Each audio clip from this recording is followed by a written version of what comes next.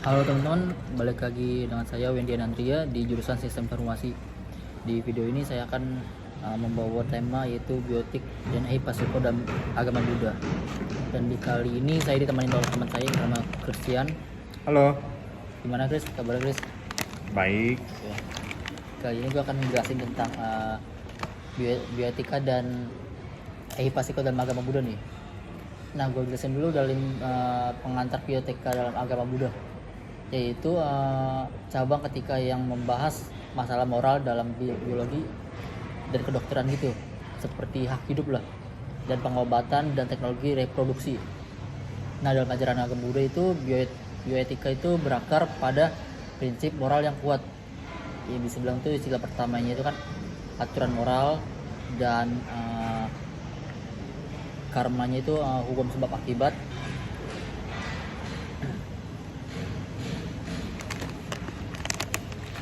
Dan umat Buddha itu diajarkan untuk bertanggung jawab atas tindakan mereka, karena setiap perbuatan baik atau buruk itu akan membawa konsekuensi gitulah saya bilang.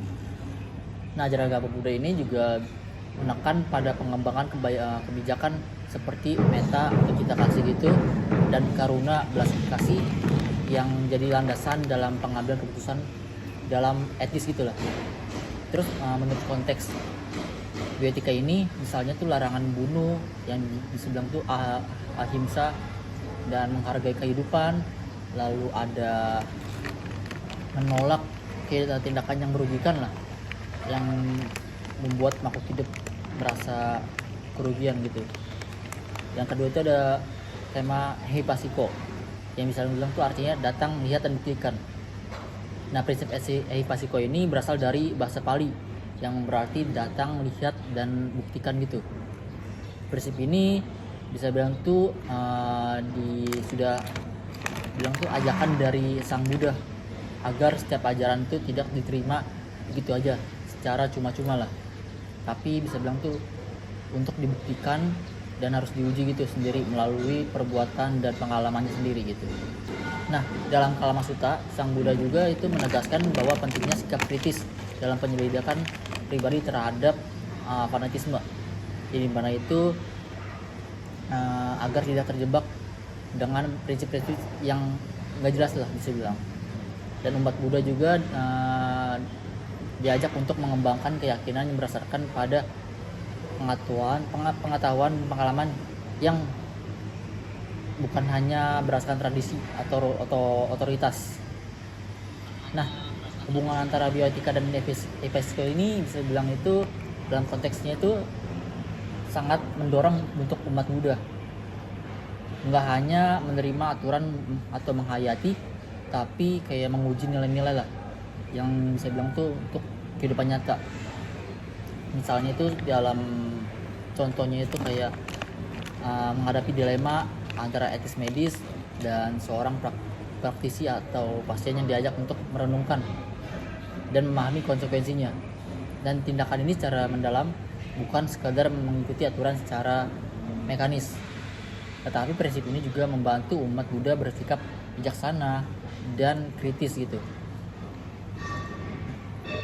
Dan dari informasi ini bisa bilang itu dapat membawa kebahagiaan dan mengurangi penderitaan bagi sendiri dan orang lain. Nah, penerapannya itu bisa bilang itu dalam sehari-hari kita tuh kalau digabung dan bioetika dan Pasiko itu kan menghormati kehidupan dan menghindari tindakan yang merugikan makhluk hidup. Lalu yang kedua itu mengambil keputusan medis dengan penuh kesadaran dan tanggung jawab soal moral gitulah. Lalu selanjutnya itu ada menyikapi informasi dan ajaran dengan sikap kritis dan terbuka dan tidak mudah untuk terbawa provokasi atau yang berbohong gitulah di media sosial atau fanatisme yang buta. Dan selanjutnya itu mengembangkan kasih sayang dan belas kasih dalam interaksi sosial dalam pengambil keputusan.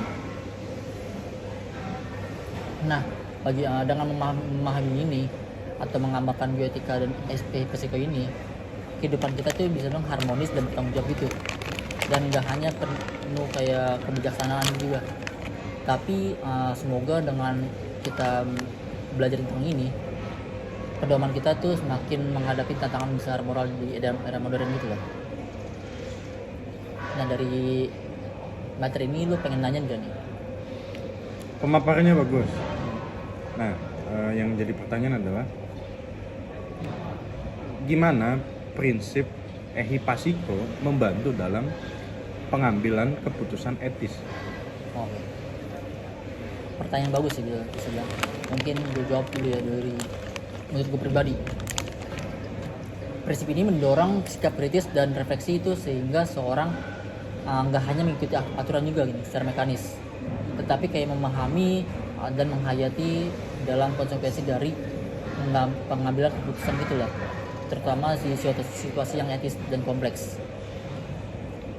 Nah dari jawaban ini apakah udah paham? Makasih Wen atas pemaparannya. Oke, gue tutup ya ini ya video ini. Nah dari tema ini mungkin itu aja yang saya sampaikan. Semoga bermanfaat bagi kalian. Terima kasih.